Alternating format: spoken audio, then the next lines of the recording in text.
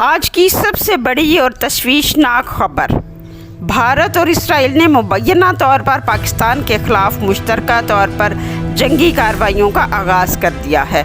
Pakistani security اداروں نے آج تصدیق کی ہے کہ ملکی فضائی حدود میں دشمن کے کئی ڈرونز داخل ہوئے جنہیں مار گرایا گیا۔ ان ڈرونز پر اسرائیلی دفاعی صنعت کی مہر واضح طور پر موجود تھی، جو اس بات کا ثبوت ہے کہ یہ حملے اسرائیل کی مدد سے کیے جا رہے ہیں۔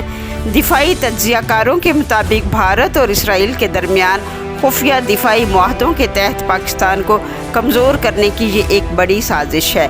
حکومت پاکستان نے شدید رد عمل دیتے ہوئے اقوام متحدہ اور عالمی برادری سے فوری مداخلت کا مطالبہ کیا ہے۔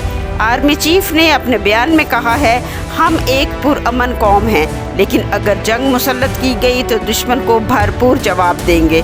عوام میں شدید غم و غصہ پایا جاتا ہے اور ملک کے مختلف حصوں میں احتجاجی مظاہرے ہو رہے ہیں۔ یہ ایک نازک لمحہ ہے۔ پوری قوم متحد ہو کر دشمن کی سازشوں کا مقابلہ کرنے کے لیے تیار ہے۔